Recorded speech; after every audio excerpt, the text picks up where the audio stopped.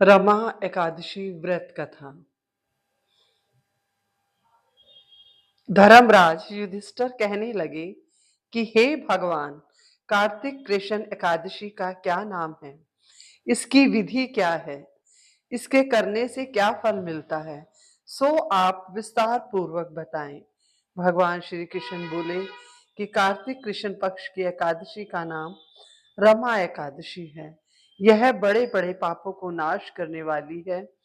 इसका महात्म्य मैं तुमसे कहता हूं, ध्यान पूर्वक सुनो।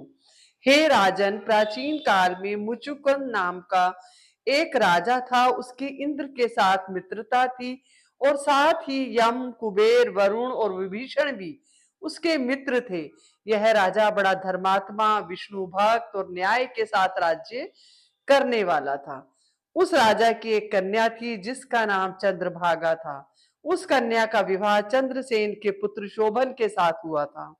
एक समय वह शोभन ससुराल आया। उन्हीं दिनों जल्दी ही पुण्यदायिनी रमा एकादशी भी आने वाली थी। जब व्रत का दिन समीप आ गया तो चंद्रभागा के मन में अत्यंत सोच उत्पन्न हुआ कि मेरे पति अत्यंत दुर्बल हैं और मेरे पिता की आज्ञा अति कठोर है। दशमी को राजा ने ढोल बजवाकर सारे राज्य में यह घोषणा करवा दी कि एकादशी को भोजन नहीं करना चाहिए। ढोल की घोषणा सुनते ही शोभन को अत्यंत चिंता हुई और अपनी पत्नी से कहा कि हे प्रिय, अब क्या करना चाहिए? मैं किसी प्रकार भी भूख सहन नहीं कर सकूंगा। ऐसा कोई उपाय बताओ जिससे मेरे प्राण बच सके, अन्यथा मेरे प्राण अवश्य चले जाएंगे। चंद्रभागा कहने लगी कि हे स्वामी, मेरे पिता के राज में एकादशी के दिन कोई भी भोजन नहीं करता। हाथी, घोड़ा, ऊंट, बिल्ली, गो आदि वितरण, अन्न, जल आदि ग्रहण नहीं कर सकते। फिर मनुष्य का तो कहना ही क्या है। यदि आप भोजन करना चाहते हैं तो किसी दूसरे स्थान पर चले जाइए, क्योंकि यदि आप यहीं रहना चाहते हैं तो आपको यह अवश्य व्रत करना पड़ेगा। ऐसा सुनकर शोभन कहने लगे कि हे प्रिय, मैं अवश्य व्रत करूंगा। जो भाग्य में होगा वह देखा जाएगा।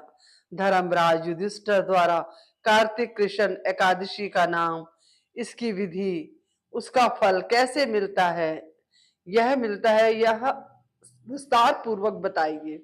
ऐसा पूछने पर भगवान श्री कृष्ण बोले कि कार्तिक कृष्ण पक्ष की एकादशी का नाम रमा एकादशी है। यह बड़े बड़े पापों को नाश करने वाली है।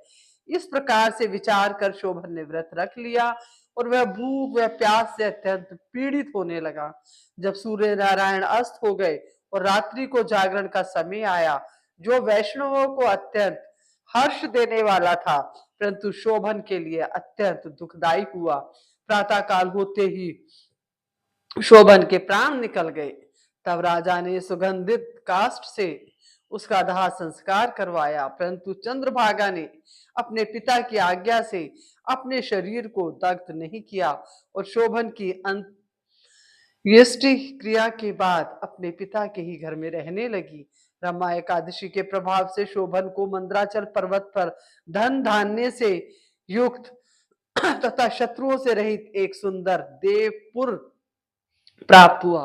वह अत्यंत सुंदर रतन और वैदुर्मणि, जटिल स्वर्ण के खंभों पर निर्मित अनेक प्रकार की मणियों से सुशोभित भवन में बहुमूल्य वस्त्राभूषणों से तथा छत्र व चनवर से विभूषित गंधर्व और अप्सराओं से युक्त सिंहासन पर आरूढ़ ऐसा शोभायमान होता था, मानो दूसरा इंद्र विराजमान हो। एक समय मुचुकुंद नगर में रहने वाले एक सोम शर्मा नामक ब्राह्मण तीर्थ यात्रा करता हुआ घूमता घूमता उधर जा निकला और उसने शोभन को पहचान कर कि यह तो राजा का जमाई शोभन है, उसके निकट गया।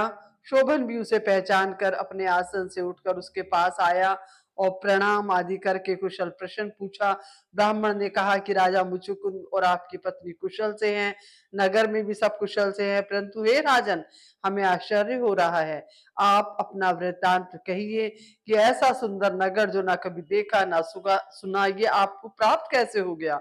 तब शोभन बोला कि कार्तिक कृष्ण की रमा एकादशी का व्रत करने से मुझे यह सब प्राप्त हुआ, परंतु यह स्थिर है, यह स्थिर हो जाए ऐसा उपाय कीजिए। ब्राह्मण कहने लगा कि हे राजन, यह स्थिर क्यों नहीं है और कैसे स्थिर हो सकता है? आप बताइए, फिर मैं अश्वमेव यह उपाय करूंगा।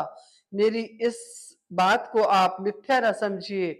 शोभन ने कहा कि मैंने इस व्रत को श्रद्धा रहित होकर किया है, अतः यह सब कुछ अस्थिर है। यदि आप मुचुकुंद की कन्या चंद्रभागा को यह सारा वृतांत कहे तो यह स्थिर हो सकता है। ऐसा सुनकर श्रेष्ठ ब्राह्मण ने अपने गांव लौटकर अपने नगर में चंद्रभागा से यह वृतांत कह सुनाया। ब्राह्मण के वचन सुनकर चंद्रभागा बड़ी प्रसन्नता से ब्राह्मण से कहने लगी, ये ब्राह्मण, ये सब बातें आपने प्रत्यक्ष देखी हैं या आप स्वप्न की बातें कर रहे हैं? ब्राह्मण कहने लगे कि हे पुत्री, मैंने महावन में तुम्हारे पति को प्रत्यक्ष देखा है, साथ ही किसी से विजय ना हो ऐसे देवताओं के नगर के समान उनका नगर भी देखा है।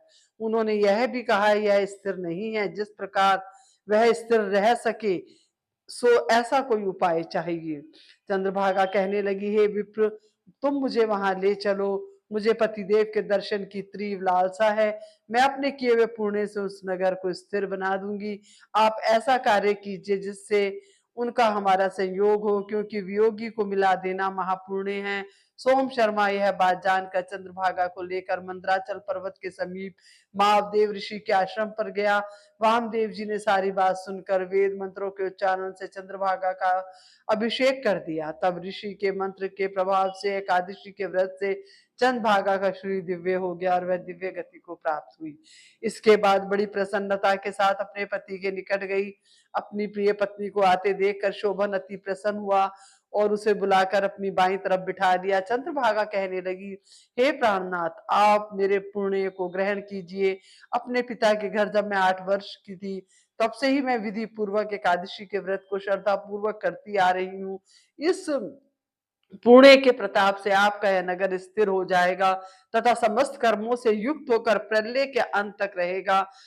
इस प्रकार चंद्रभागा ने दिव्य आभूषणों और वस्त्रों से सुशोभित होकर अपने पति के साथ आनंद पूर्वक रहने लगी। हे राजन, यह मैंने रमा एकादशी का महात्म्य कहा है। जो मनुष्य इस व्रत को करते हैं उनके ब्रह्मा इत्यादि समस्त पाप नष्ट हो जाते हैं। कृष्ण पक्ष और शुक्ल पक्ष दोनों ही एकादशियां समान हैं, इनमें कोई भेदभाव नहीं है, दोनों समान फल देती हैं। जो मनुष्य इस महात्म्य को पढ़ते अथवा सुनते हैं वे समस्त पापों से छूटकर विष्णु लोक को प्राप्त होते हैं। इति शुभम।